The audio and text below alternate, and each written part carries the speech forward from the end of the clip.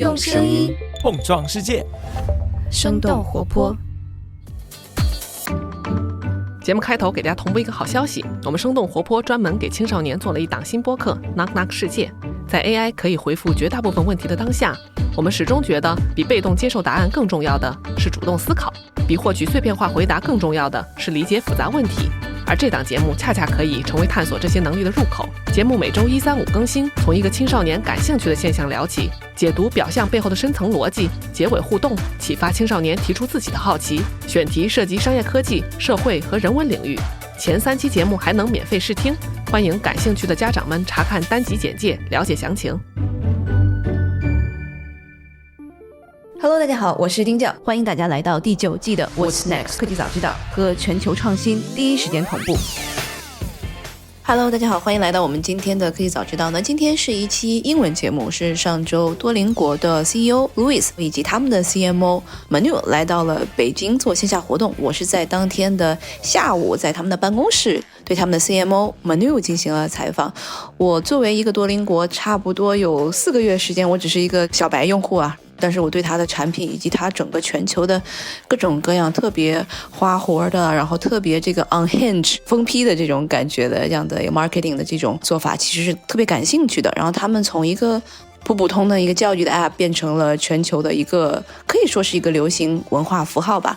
我非常的对他们内部的这样子的文化是怎么样确立起来的，然后他们在内部怎么样做出这么多的有意思的市场营销的病毒式的这样的 campaign 特别感兴趣。所以呢，那下面就是我们今天的英文的对谈。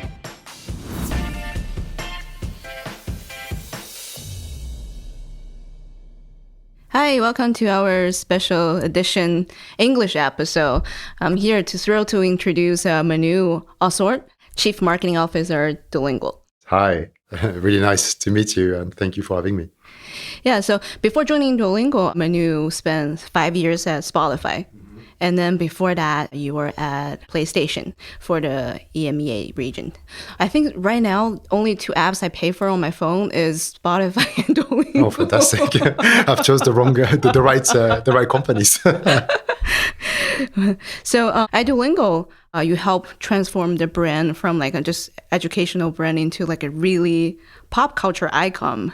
There's a lot of like new image for the brand. It's like quirky, is like unhinged. That's 2 words I get a lot of the times. To begin with, I have to ask this question for our listeners. Does Duolingo has any guidelines or guardrail for your marketing campaigns? Or it's just like whatever people want, you just, okay, go for it? We do, but I'd say that these are very loose guidelines in that we want to do work that makes people react. And I think the best marketing has to be marketing that creates an emotion, that makes people laugh, that really stands out. So you have to take risks. And I push my team to take risks. But yes, there are guidelines around, topics that we don't want to touch, like politics, alcohol, gun, violence. So you won't see that on our content. But in terms of the humor, in terms of the jokes, yeah, we've got full permission to go crazy. So any like backlash, backfire, anything like that? I listened to Zaria Pava's interview on 20-Minute VC, and then she mentioned sometimes Louis or like you and the colleagues will like text her, take this down. Like, is that like happen often or? No, it doesn't actually happen very often. I think, we had a few incidents, I would say, maybe 2-3 years ago. But, as we say as a team, you only know where the line is once you cross it. So you have to actually have those moments where sometimes you push it a little too far and you can feel that the reaction from your community is like, oh, this is a little weird. Then you know that this is where you don't want to go next. And I think the way we do marketing at Duolingo, we have a very core team that's been around for the last, 4 or 5 years since really the brand has been built to what it is today.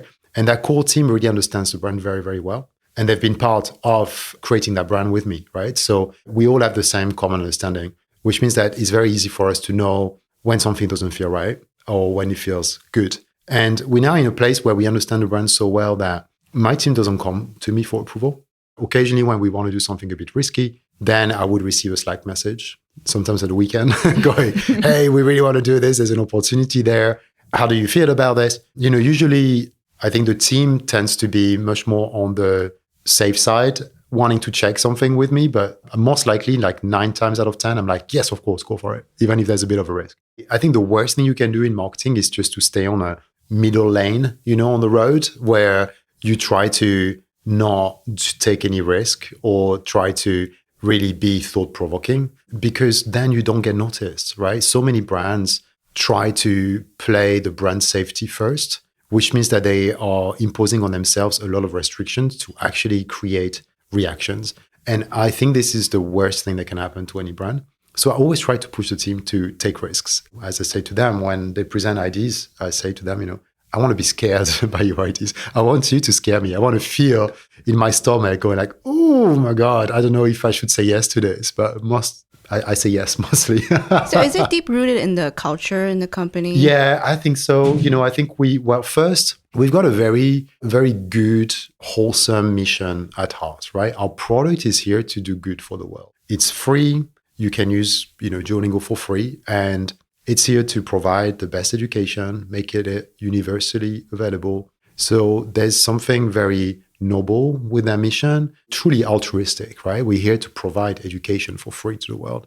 So I think because we've got such a wholesome mission at heart, we can take more risk with our marketing, because ultimately people know that we're not an evil product. We're not here to try to do something bad for the world. You don't have an evil agenda. Yeah, exactly. We don't have an evil agenda. So yes, our marketing is funny and edgy, but if you look into it, actually we are a very good, healthy company that is not here to come with ill intentions. So I think that helps us. And then I think our CEO is a big kid at heart. He loves humor. He loves the fun that we bring to the product. Make it fun is one of the things in your handbook, right? Yeah, exactly. Because, I think, it's a category education that is very serious, very dry.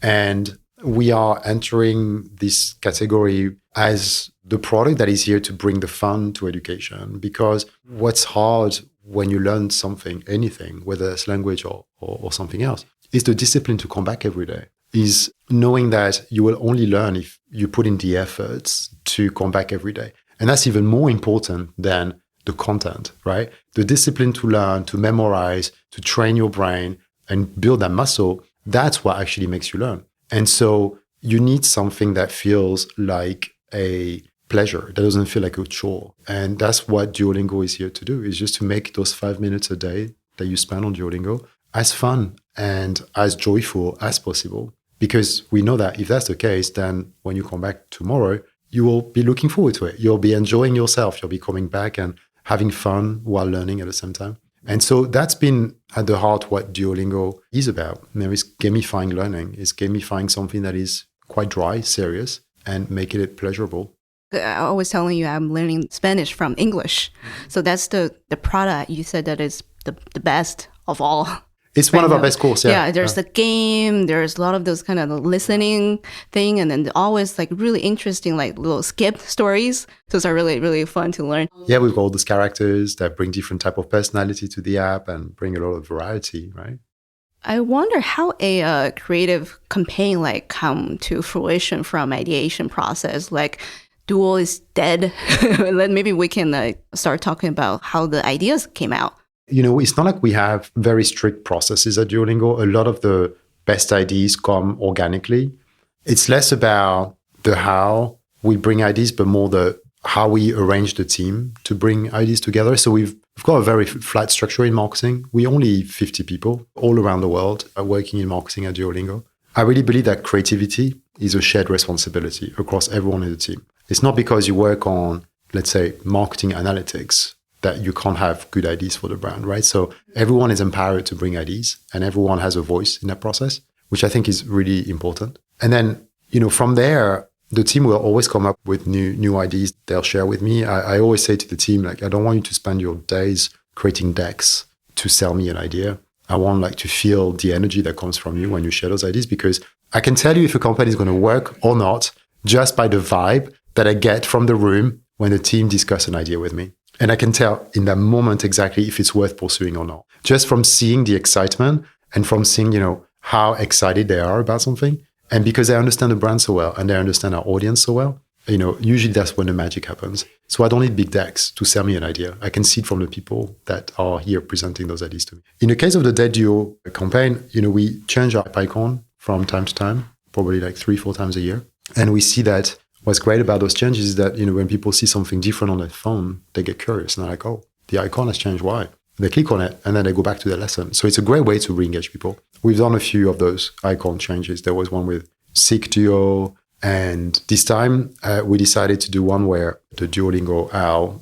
And I think when we had this concept, the team came up with this great idea of creating a big narrative around it and, talking about how Duo faked his death and how Duo pretended to be hit by a Cybertruck, created this entire, murder mystery storyline around. And a lot of UGs. And you just see people were talking about it. And, that's really interesting because this campaign really made me realize how powerful our brand is now, right? The fact that our product is based on this daily interaction that people have with our brand, because that's what we want them to do, come back to the app every day. And they've built such a strong connection with the product and the characters, and Duo in particular, that Duo is part of their life, right? They see the owl on a daily basis. And then when you suddenly tell them Duo is dead, they're like, what? That's not possible.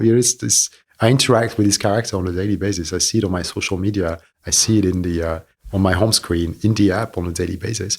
So it was very thought-provoking for everyone, right? I just feel like, oh my gosh, I can't believe this. And it worked really well because so many people were talking about us, wondering what happened. And, the content was fun as well. We created this entire story. Even Dua Lipa finally responded to us because there's been this narrative, right, of Duo being in love with Dua Lipa that started like 4 years ago. And we've always been trying to get Dua Lipa to mention Duolingo.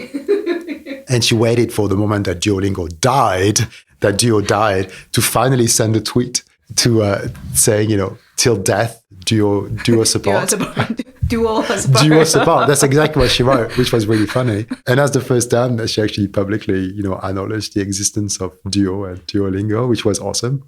And then from there, we had, every brand tried to jump on that moment. Even like Mr. Beast, created some content around the Duolingo owl being dead. So it was fantastic. We wrote this for like 2 weeks. Yeah, at the end of 2 weeks, Duo reappeared, resurrected, and explained the entire story of how he faked his death. So it was great. Great moment for the brand. 1.7 billion impressions. So it's the biggest campaign we've ever had. Truly an outstanding moment for any, probably so far, like the biggest viral moment that happened on the internet.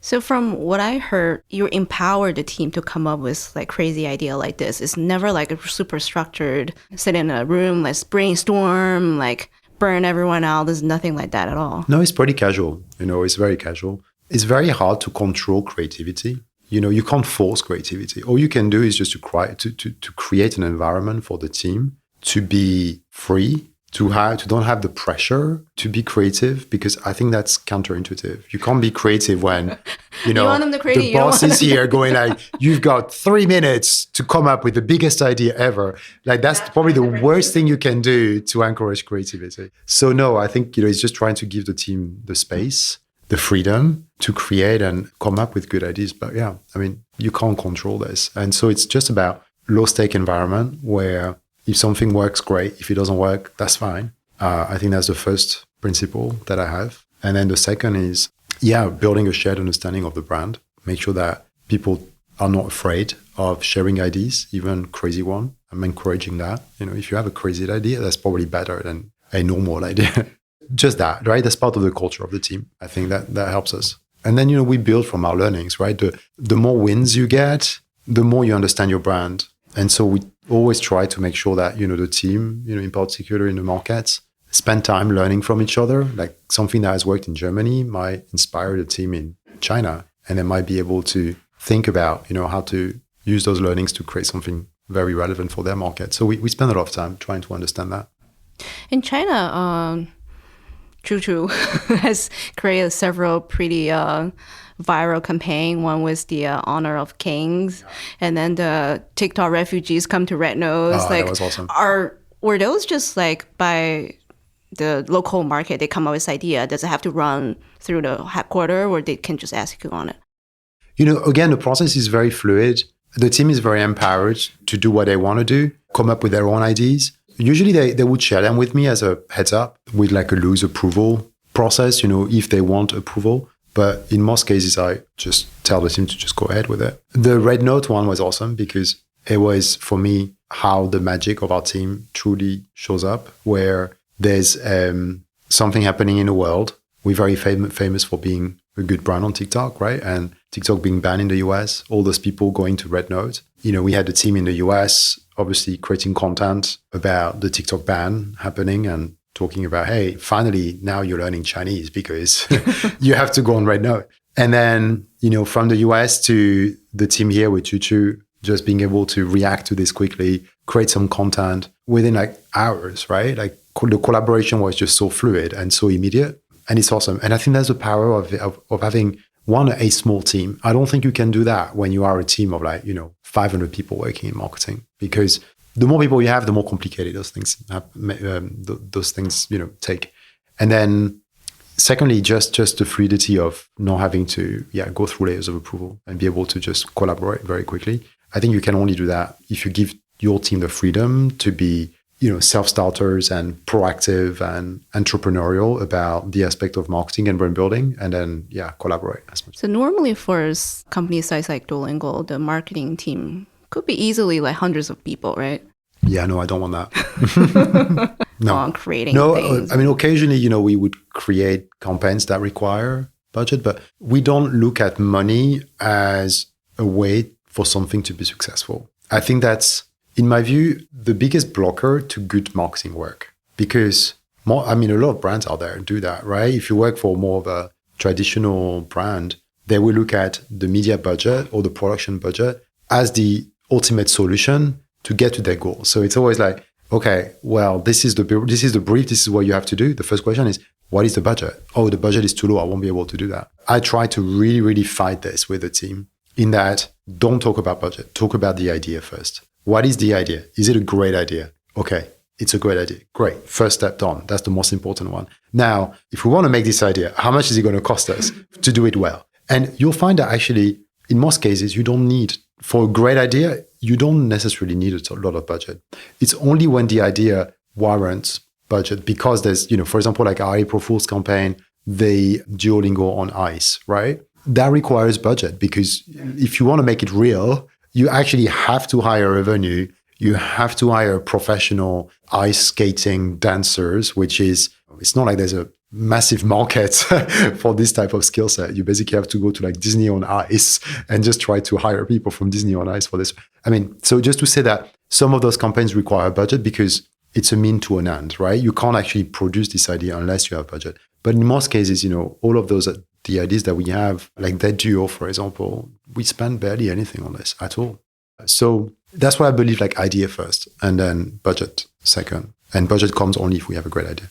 And also some of the series like sitcom, like Post, Living with Lily, Leo Steve, those are like kind of, those are also like just internally, you just get that done. Yeah, exactly. It's all low production value, good ideas that we are able to produce with not that much budget. But these days, like, you don't need budget. Like, if you look at the distribution of content, because that's how I explain our marketing. Our marketing is content first, right?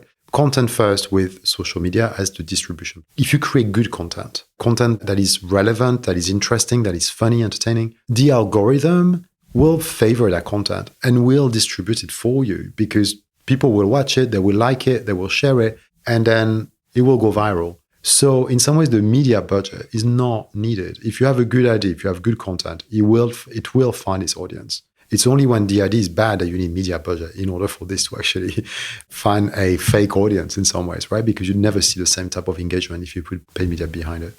But do you guys still like spend money on like promoting on TikTok, platform like TikTok? No, we don't, because again, I think good content needs to find its audience organically. So if the content is good, we publish it, and then people will see it. If they engage with it, the algorithm will pick it up, and then it will distribute it to more and more people. So we don't put budget on this. We just let the magic of the algorithm happen. And what we do is we try to optimize the content for the algorithm, right? In that we understand what goes viral on TikTok. And we've seen this from the work that we've done before. So we try to find, ways for us to replicate this. Big budget drives complacency, right? You just become, okay, I don't care. I've got big budgets anyway. So I'm going to go and find a big media agency.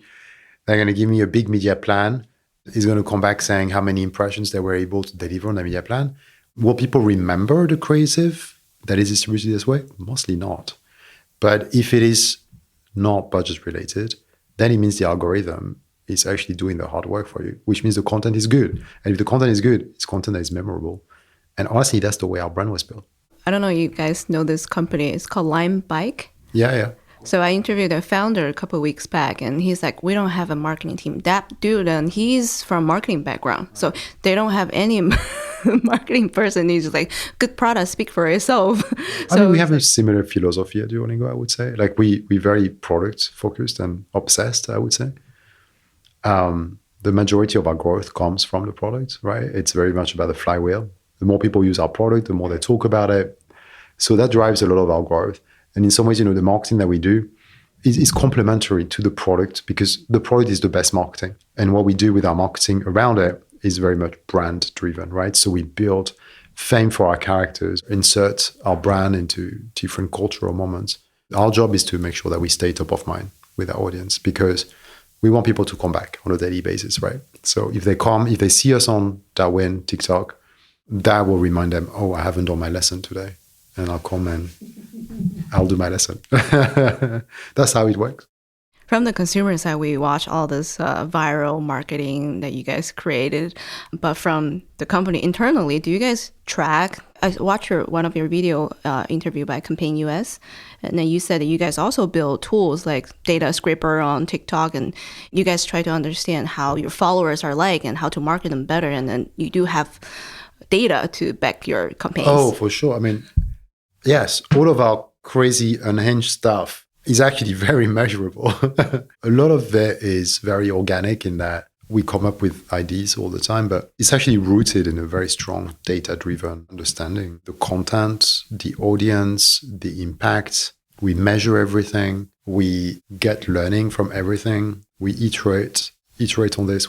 That's very much, it's very scientific. Can you give us like a couple of examples? We spend a lot of time looking at social insights. So we mine data in our community, right? So we look at what interests people have who are following Duolingo. So we are able to see, okay, from all of the audience that is following us on TikTok, what are some of the hashtags that they use, some of the topics that they talk about. And we look at how those topics index within our followers versus the rest of the audience on TikTok. So we are able to see that, for example, Roblox is a big topic for our community. For Gen Alpha. For Gen Alpha, Gen Z, yeah, exactly. Yeah. And so this gives us direction. And that's why we've launched a space on Roblox that we updated last year. So that gives us a lot of direction in terms of the topics of choice. We know that K-pop, as a fandom is really important for our audience. That's the way we do it because our hypothesis is that if K-pop index is so high within our audience, it means that if we create more relevance within K-pop community, then we'll probably get more people interested in Duolingo. So we try to play it the other way around. And that's how we are able to find, those different sort of niche of communities to tap into and create content around. So that's for how we create ideas. And then, we measure everything from impression volume to new viewer growth rate. So we know for every TikTok that we post, if we are reaching the same audience, which is our core audience, or if a particular video is actually reaching a brand new audience that has never been exposed to Duolingo content. So that's really important for us because we are able to see, if we are expanding our audience and if we are reaching new people, because that's the goal of marketing, right? It's to, one, engage our core audience, but also reach new people and make them aware of Duolingo so that hopefully at some point they will come and become a learner on the platform. So we look at this data to understand the quality of our content and understand, what's working.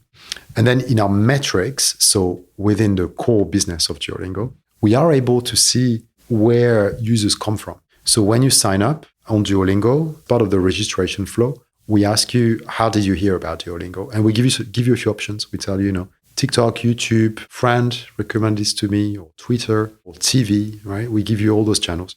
And we can see how much social media is driving in terms of user growth versus other channels. And we see that when we have a campaign that goes very viral, like Dead Duo, for example, or others, we see a big spike in people attributing their registration to the social media channel. So we know based on this, right, what's working and what's not. So we know what's working from the channel metrics in terms of impression, new viewer, but we also see it on our own data when those spikes happen. So we can correlate. This type of content is very good at driving growth, right? So, and that's how we figure out what we want to do next. So in terms like team generated ideas and then versus data generated idea, which is like weighted more? Oh, team, definitely team. I trust the team more so than the data. I mean, I think, as I said, the best ideas for me are the ones where I see the team having the fire in their eyes. And that tells me this is better than data, right? Like if I feel that the team is so excited, not only is good for morale, because I want people to feel excited about their work on a daily basis. And if they're excited about an idea, one, is probably a very good idea because it's a very talented team. And two, I think it's great that they're able to deliver on it. Which is the fastest growing market in the world? As of today, I mean, Asia as a region is the fastest growing in terms of new user growth. So what language they're learning and why? They're learning English primarily, right? That's the number one language learned outside of English-speaking markets, obviously. And then we see, Asian markets also learn, Asian languages, right? So we see Korean becoming a very popular language that's been growing very, very fast. I think again, it's very much influenced by culture. I think K-pop, K-dramas have been very much in the spotlight over the last few years, and there's been a strong love for the Korean culture. So you see a lot of people learning Korean for that reason. And then you've got, of course, Japanese is still there, right? Same thing, right? Manga, anime, all of this drives a lot of growth. And then Chinese also. So yeah, Chinese is very popular on Duolingo. And we actually build a course here in China, in the office. And it's been growing very fast. In the last year, 2024, we had 17 million unique users learning Chinese on Duolingo. He's learning. And then he was complaining about that the Hanzi is so hard. You added that recently, right? Like before that, you don't have to write it down. Now you have, you have to now do it. Now we teach you all the kanjis, how to write the kanjis. Same in Japanese. And I also heard good things about the Cantonese. Yeah. And the content, there's a lot of related to Hong Kong soaps, and there's like about one of the celebrities' name and mention often. So people are like kind of on social media, I've seen people like sharing those content. The learning content itself is kind of viral too. Yeah, for sure. We see our content, our funny sentences go viral on social media. Like people share a lot of this. Was that created by the product team or marketing team? The really weird sentences for people to learn. No, it's by the product team. It's by the product team? The content team, right? So the people who actually create the course. Yeah. So we have people that are very smart in Duolingo that have PhDs in language, and they are responsible for creating the content of our courses in terms of like building the curriculum. And the reason why we have funny sentences is because it's easier for people to memorize, in that it forces them to think about the sentence and the structure of the sentence, as well as bringing back vocabulary, right? So even if it's a silly sentence, what we want, in order for you to learn and understand the structure of words and how to create a sentence with grammar, we want people to not expect sentences and memorize sentences. If you memorize just normal sentences, then you don't put the effort into understanding how the structure of a sentence. So that's why sometimes when you have like crazy sentences that make no sense, like I'm crying and eating bread on the floor, which is a very famous sentence that we have in our Norwegian course. Of course, it's not something you will say every day, but it allows you to think about how the structure of the words come together. And because it's a very unusual sentence, it just feels that you are paying attention to every word. I see. It has linguistic reason behind it. It's not just this culture, just really weird. Exactly. There's a reason for it. But Duolingo has become famous for those silly sentences. And they go viral. People share them when they come across them and they go like, oh my God, I can't believe I just learned this on Duolingo. You mentioned about people learning new languages mostly because like the culture they're interested in. So was there any like existential threat moment internally when ChatGPT came out and then you guys like, we're not going to have a business and no one going to learn language anymore. The translation is like done by AI. Was there such a moment? No, not really. I mean, we've always been a technology first company. You know, this company was actually started by two computer scientists, right? So there's been very much at the very start of Duolingo a real drive to say we will be a technology first company. We will invest in technology as a way to teach people. And we've always looked at technology as a way to help us accelerate our mission. So we never looked at technology as a threat. I mean, look, the threat has always been there. It's called a book. You can learn a language with books. You can learn a language in class with real people, right? So it's not like there were no alternatives to Duolingo before, and there will continue to be, right? But the point is, yes, ChatGPT makes translation easier, but look, Google Translate has been around before ChatGPT, before AI, and it's been a great product. But you know, Duolingo has grown even stronger now than when, you know, before Google Translate anyway. So it's a very different use case, right? I think people learn the language because they want to learn a language. Being able to translate on the fly is a very different use case. You want to learn a language because it's good for you, because you have a connection to that culture, because, you know, you want to feel proud of being able to talk that language and having a conversation with someone. Translating is not the same. You don't, you know, it's a very different type of context. And I think there's space for those two things. But ultimately, we're all human, right? We're driven by the thirst of knowledge and getting better and growing.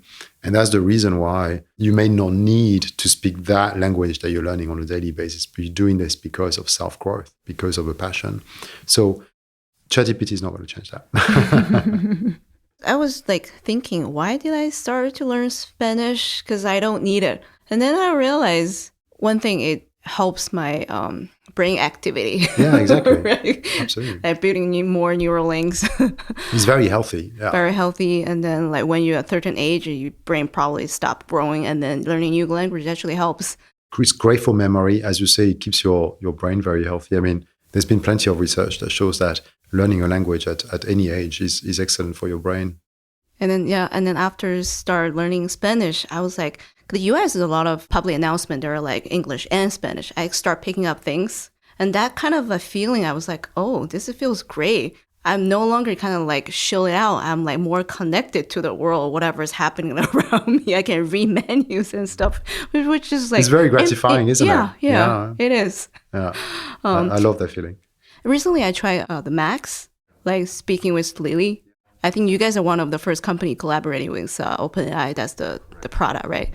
One thing I feel is like, because I normally get pretty high score on the daily test lessons, but when I try to speak with Lily, I'm like freezed.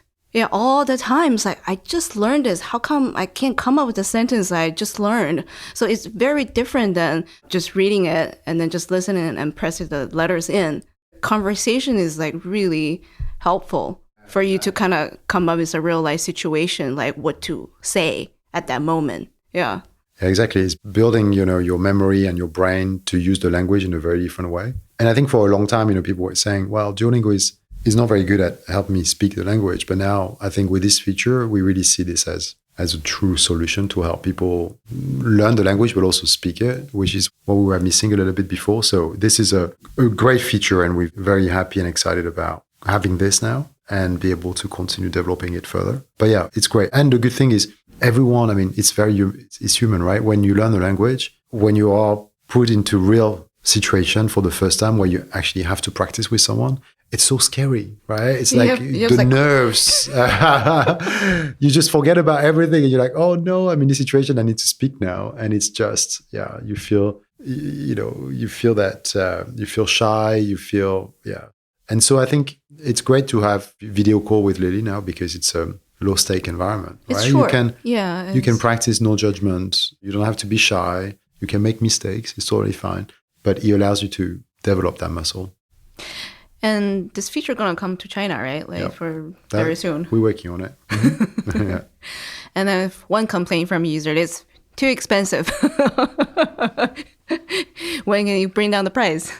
Yeah, well, it's very different in terms of business model because there's a cost associated with this, right? Which is AI costs. Is that also why it's short? The call with Lily is short because the AI. Partly, but it's mainly because we want those bite-sized lessons. Our product is very bite-sized because we want people to be able to come back on a regular basis and do small lessons and get better. Yeah, I keep pressing it. Talk. Talk. It let me though. Yeah. And you guys started to have non-language lessons since 2023 for music and math. So is that like a hatching the language, like an AI risk? Or no? No, not at all. No, it's been, no, if you look at our mission from the start, it was to develop the best education in the world and make it universally available. That mission never actually said language. It said education. So from the very start, the idea behind this company was to do more than just language. And now I think it took us years to figure out this gamified approach, building a great product for language with everything you see, right? The characters, the type of lesson, the streak, the leaderboard, like all of those features have been built over time to make what Duolingo is today, which is a great product that drives a lot of retention. And now we are at a path where the core of the product is there. And it's really, and we feel very confident about it. Like, how do we now transpose that to new subjects? And that's why math and music are, new subjects that we're teaching. And it's exciting. And it's the start, but those courses will develop and get better. And it's great to offer that diversity on Duolingo. Do you see like bring more different user base? Yeah, for sure. Yeah. It will help us expand to other users, for sure. People that are not necessarily into language, but want to get better at math on a daily basis, right? So that's an opportunity. Any new crazy campaign ideas?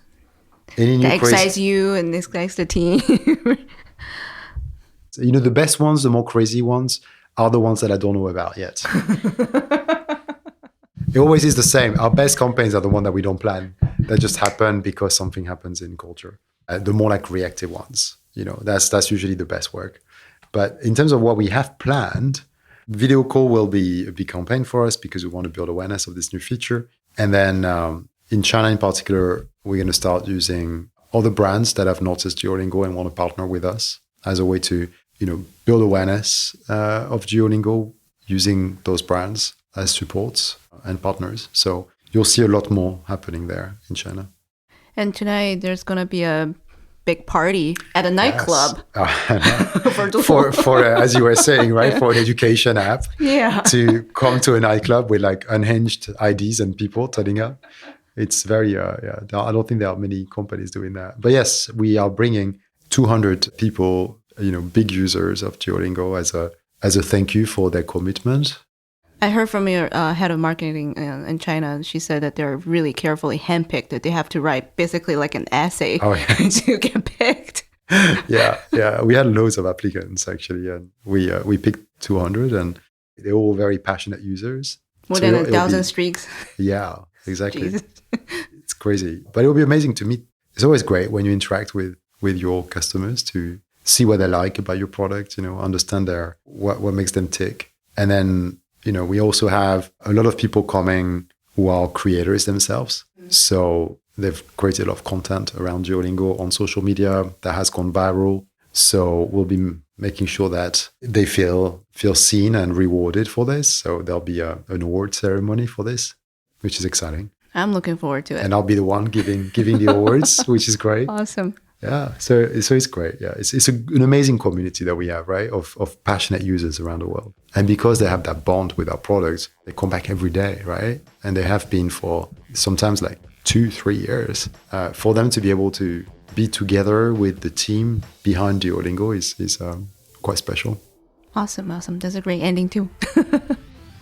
All right, thank you so much, Manu. You're welcome. Thank you so much for having me.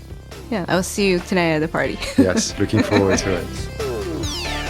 这就是我们今天的 What's Next 科技早知道。欢迎大家在评论区和我们留言互动，加入到科技和创新的下一步讨论中来。